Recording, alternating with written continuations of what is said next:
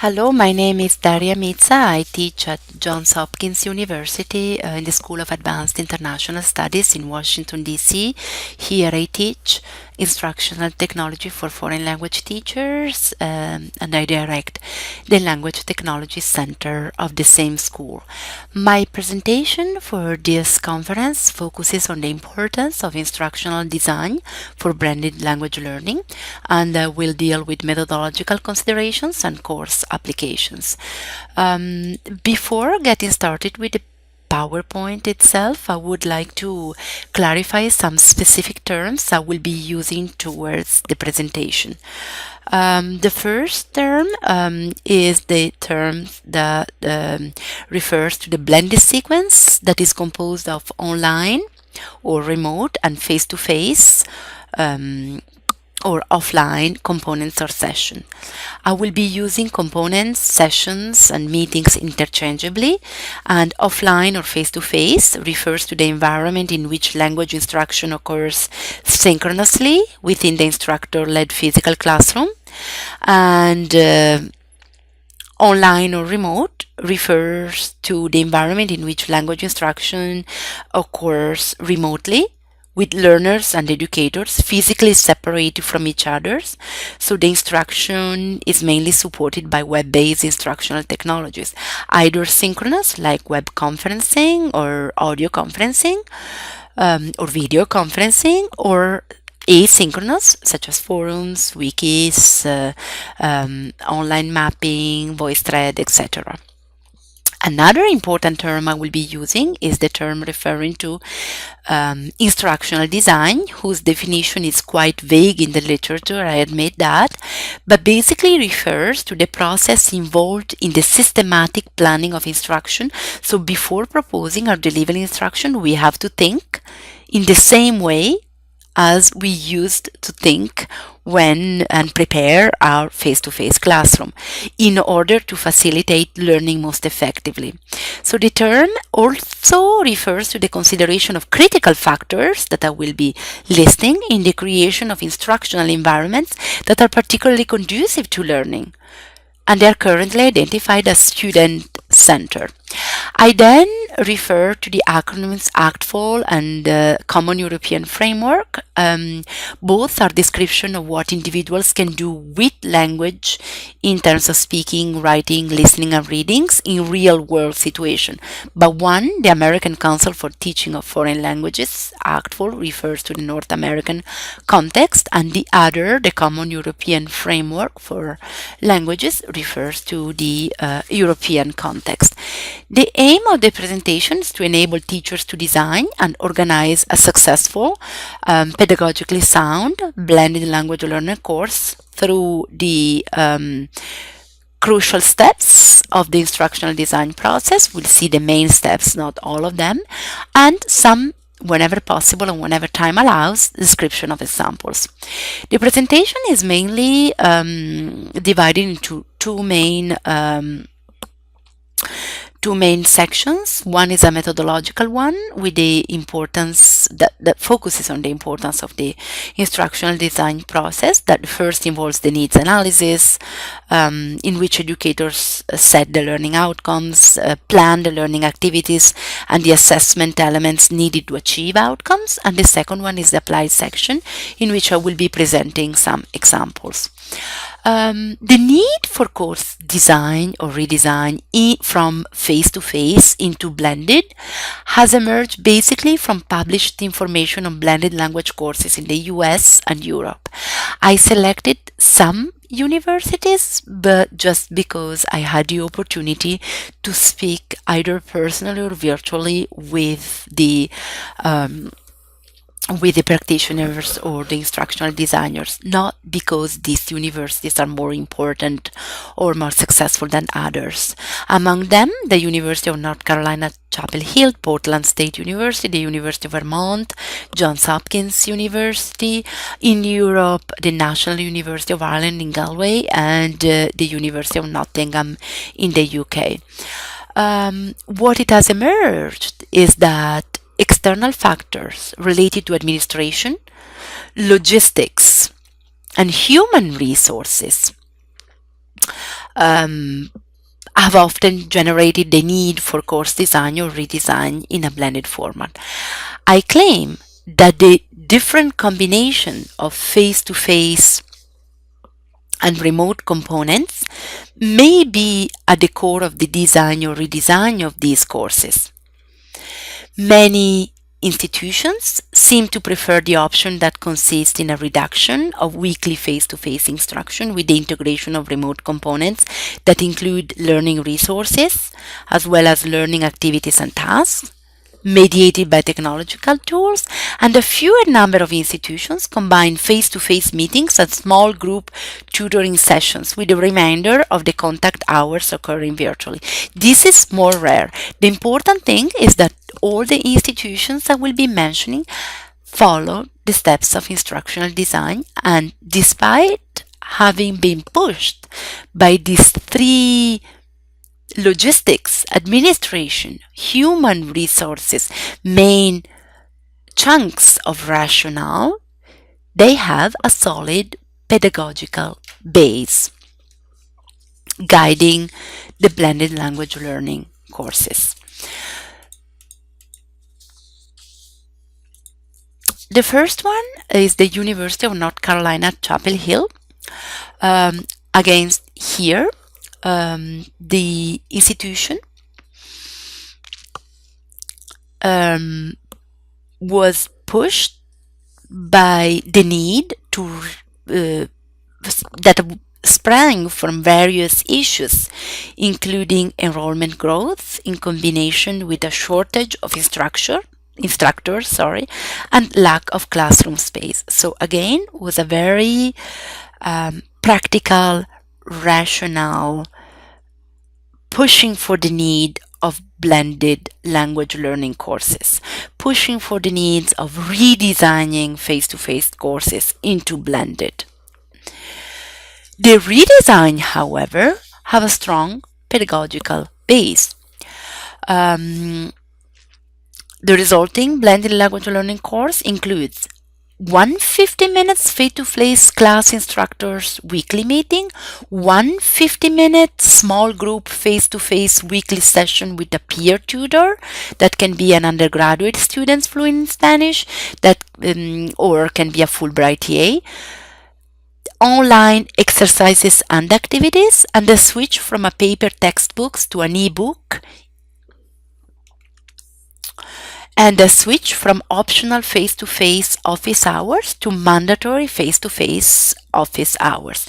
Another examples in from the National University of Ireland, an Italian course this time.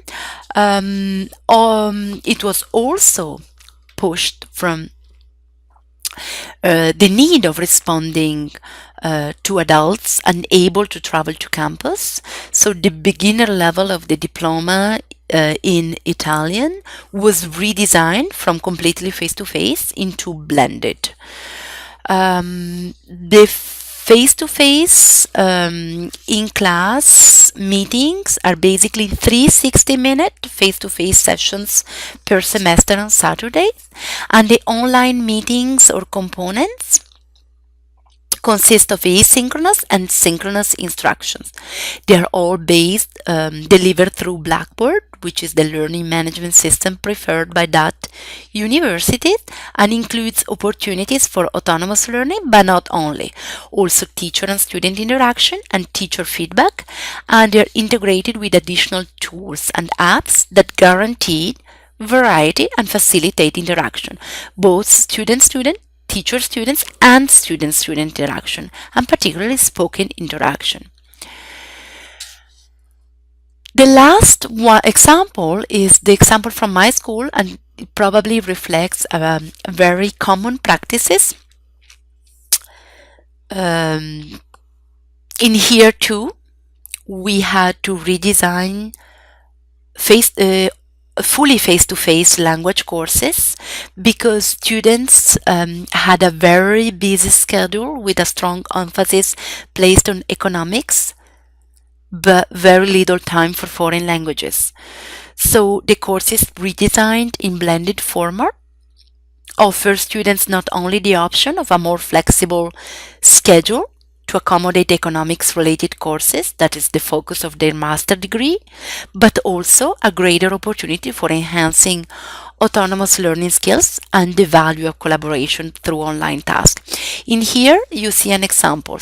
Basically, our courses were redesigned from 5 weekly face-to-face hours into 4 weekly face-to-face hours and 1 online. As you can see, in week 1, that is in here, students get ready for their online students online get ready for their face-to-face communication, and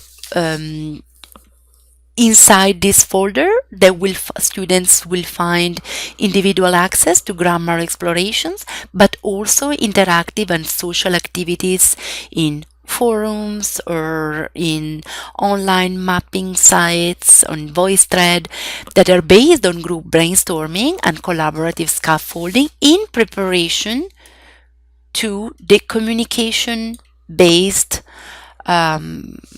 face-to-face classes in which students follow up with debates, role plays, or other group-based activities or pair-based activities.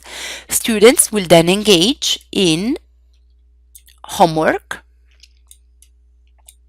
and these homework are always based on group work or collaboration. The homework are both online, like in this case for this week, or offline.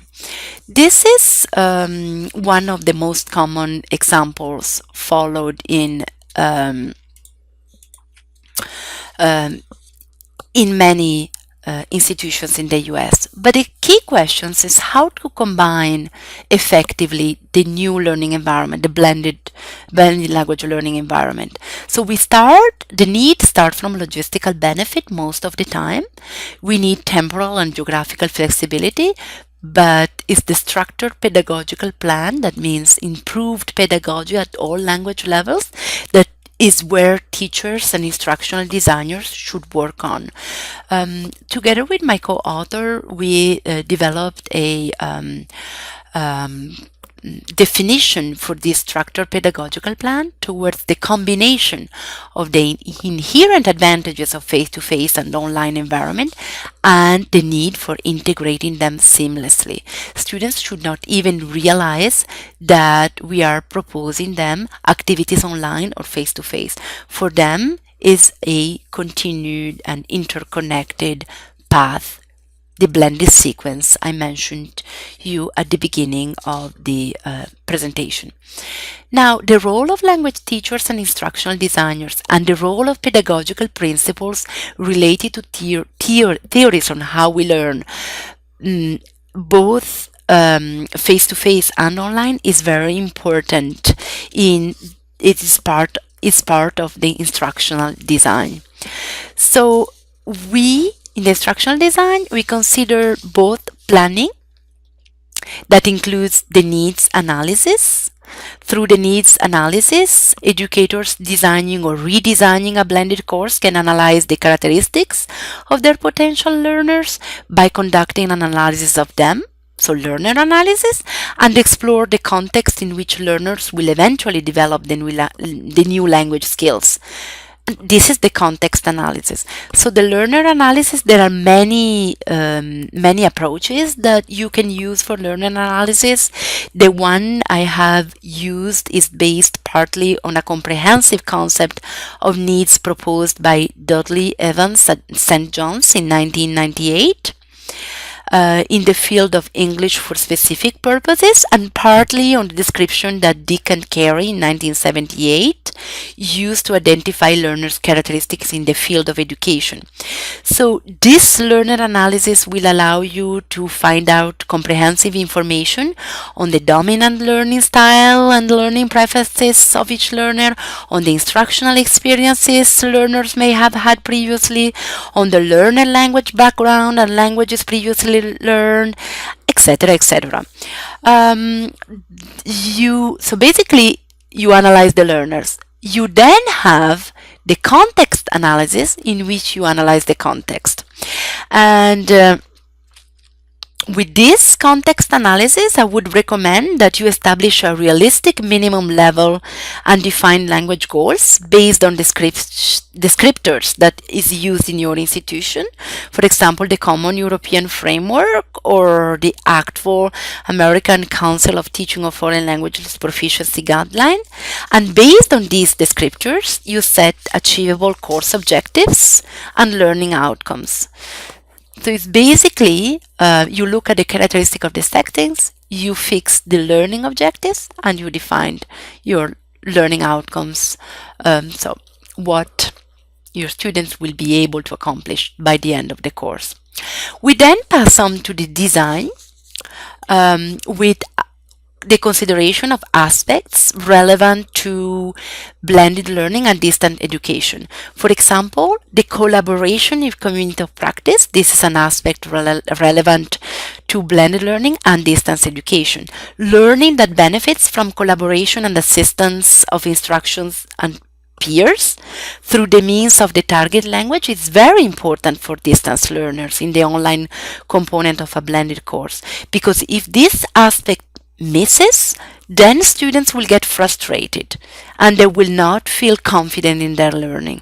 So what we may have heard as learning as part of a community, or the concept of virtual learning community and the community of practice by Paloff and Pratt in 1999. This is a very important aspect to take into consideration when you deal with your design. You then have to provide space for reflection, because reflection should also be an endeavor involving dialogue with others. Students may include, your course may include reflection of an individual, such as monologue, for example in VoiceThread, but also as a social nature, for example in Google Hangout, involving engaging your students in social conversation, providing learners with an opportunity to reflect on what other students have said or may think about that topic. Reflection allows for planning and preparation time. In writing, for example, giving learners the opportunity to think about the content and the form of their utterance. Think about the forums, for example. You allow shy learners to participate in the discussion of a topic, but without exposing necessarily themselves face to face. There are then three second language acquisition principles I would recommend to follow. The one is the concept of autonomous learning, that contrary to what the term might evoke in popular usage in a blended course, learner autonomy does not necessarily involve solitary contact with learning resources and tasks. In several published examples of blended language learning courses, the online component preparing learners for the face-to-face class often includes and has to include interactive and social activities based on group brainstorming and collaborative scaffolding. That means the help you or the peers give each others for solving or for performing a complex task. In addition to individual access to grammar explanations, which are often proposed and which is good on video tutorials, pronunciation practice, and cultural content. The important thing is that grammar explanations, video tutorial, and pronunciation practice are not the only activity proposed in the online component. This because of the strong social dimension in learning that have been acknowledged since Vygotsky and other more recent researchers like White in 2013. The other one is the opportunities for interaction and negotiation of meaning. So there are two basically that incorporated into one, as you can see in here from the on the last section of the circles on my slide. Integral to communicative language learning is interaction is a significant factor in language development, and according to interactionist cognitive theories of learning, interaction, and especially conversational interaction you can have in forums, you can have in VoiceThread, has a facilitating effect in language learning. So we shouldn't forget about this in the online component. It's important for learners to have opportunities to use stretches of discourse in context in which they have to be worried not only in what they wish to say, but how they are saying. So I would recommend in the forums, for example, to ask your students to participate, but also to ask other students to ask questions, clarifications question, paraphrasing, ask them to repeat a concept with different words, or simply curiosity questions that can ignite the negotiation of meaning. So basically forcing the students to repeat or to clarify the concept with other words or using the structures you want. Which portion of language course can benefit from being moved to the online remote environment, and how this move alter the pedagogical emphasis of the online or face-to-face environment? Where the lesson learned is that the general implication from several blended learning courses is that the face-to-face teacher-led and teacher-fronted instruction has been eliminated. The focus has been on communicative and collaborative tasks face-to-face, so that students are prepared for live tasks requiring the use of grammar and vocabulary. But I would say that the teacher guidance and monitoring in the online component shouldn't be missed.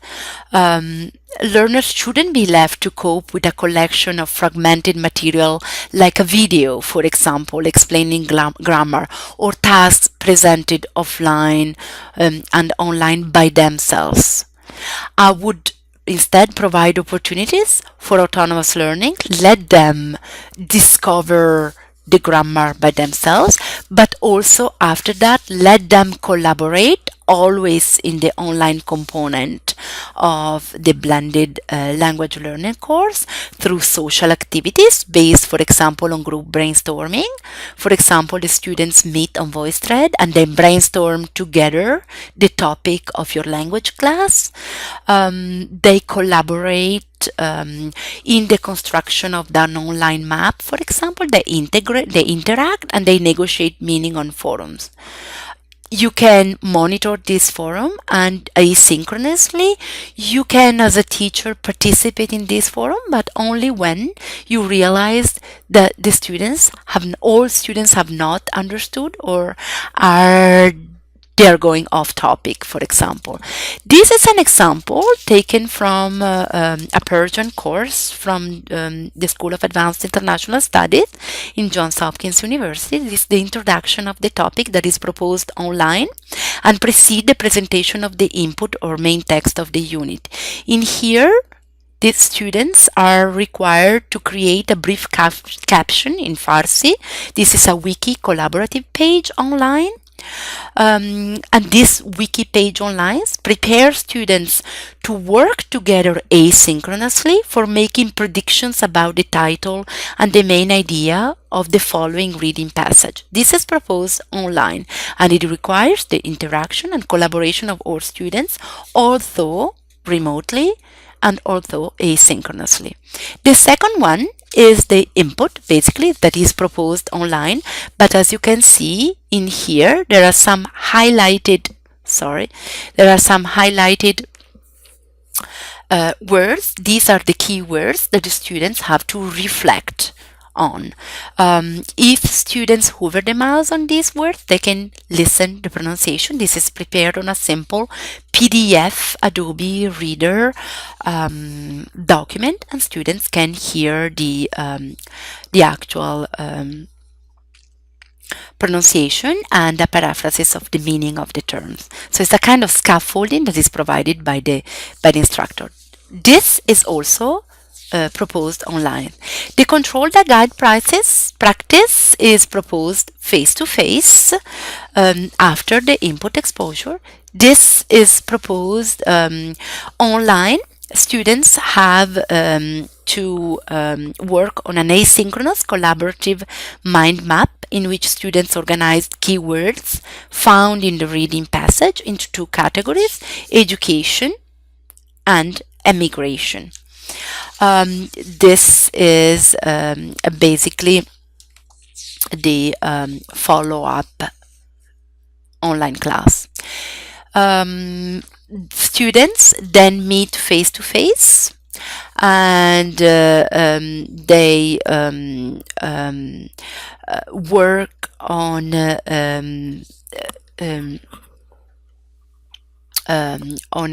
simple quiz, and based on the result of this quiz that lasts a couple of minutes, they focus on communication and they interact and take on responsibility for their participation. It's basically a debate. What, in your opinion, are the reasons that youth are leaving Iran? And then justify your answer. Students will be divided in three main groups. We have very small classes. We have classes of 15 students. So based on the responses of this quiz taken in class, students will belong to the group that think of certain reasons and other reasons, and they will have to support their opinion. This is an advanced course. I may have omitted to tell you. They then have autonomous and collaborative homework. This is an opportunity for students to become more autonomous and more engaged in the third language. They basically follow up what they did in class, but they have been given the opportunity to discuss asynchronously, take the time to reflect, take the time to correct their writing. Students are required to post their reasons for youth leaving Iran, motivate their answer, and also they are required to comment on at least one postings from a classmate. So students here are required to negotiate their meaning, ask for clarifications, ask for further questions, etc. So to conclude, this presentation has provided the description of blended instructional sequence of face-to-face and online components grounded on second language acquisition research findings and equipped with a participatory design where students interact, negotiate meaning, but also work autonomously. This provides opportunities for accessing input while developing both autonomous and collaborative learning skills within a community of practice that they have face-to-face and online. We can conclude that the provision of such opportunities is challenging in the online remote component of the blend, which justifies a thoughtful design of a blended sequence of activities that provide guidance, support to learners, so provide monitoring from the instructors, but also foster interactive collaborative skills as a preparation or a follow-up of the communicative tasks the students will find face to face. I hope this was clear enough. Otherwise, I will be more than helpful to take synchronously question or asynchronously if you want to follow up asynchronously with me. Thank you.